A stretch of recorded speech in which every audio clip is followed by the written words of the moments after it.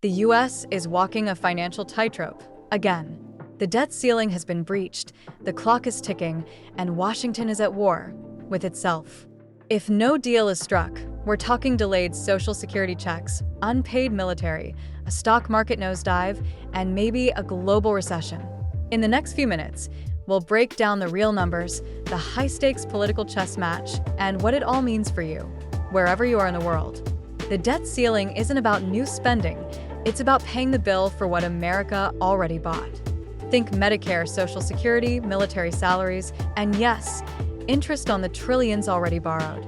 As of March 2025, the US national debt has soared to $34.9 trillion.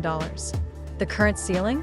$35 trillion. The Treasury warns, by April 20th, the US won't have the cash to pay its obligations.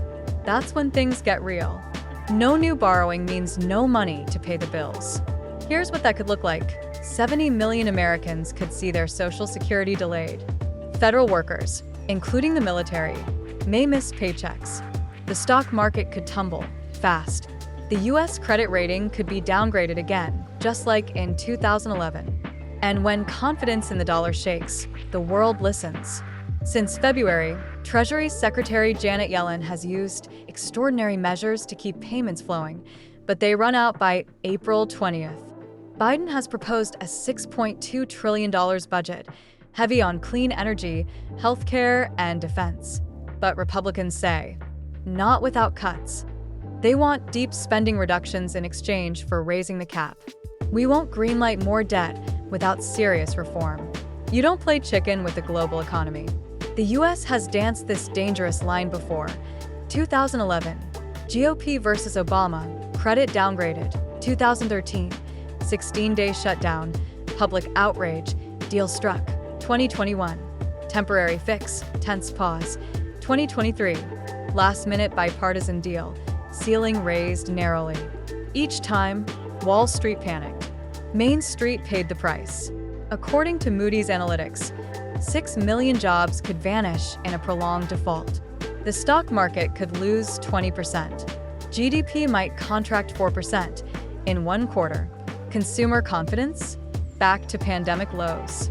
Even a short-term default could bump mortgage rates by 0.5 to 1%. And with $7.6 trillion in US debt held by foreign nations, a crisis of confidence could trigger global capital flight. This isn't just about dollars, it's about power. Democrats raise the ceiling to pay existing bills. Republicans use it to force spending cuts. We're protecting future generations from debt slavery. You're gambling with the global economy. And stuck in the middle? All of us.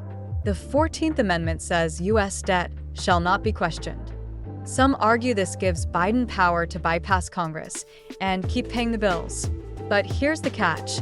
It's never been done before. One wrong move could spark a constitutional crisis on top of the economic one. Every option is on the table. 1. Bipartisan deal, compromise achieved, default avoided. 2. Government shutdown, April shutdown, political fallout. 3. Full default, US fails to pay its bills, global chaos. This is the closest the US has come to financial collapse since 2008. And the stakes are sky high. This is more than just a congressional debate. It's about whether the world's largest economy can still be trusted to pay its bills. Stay informed, stay prepared. And if you found this breakdown helpful, please like, subscribe, and hit the bell so you don't miss our next update. This is ELRA News, Real News, in real language.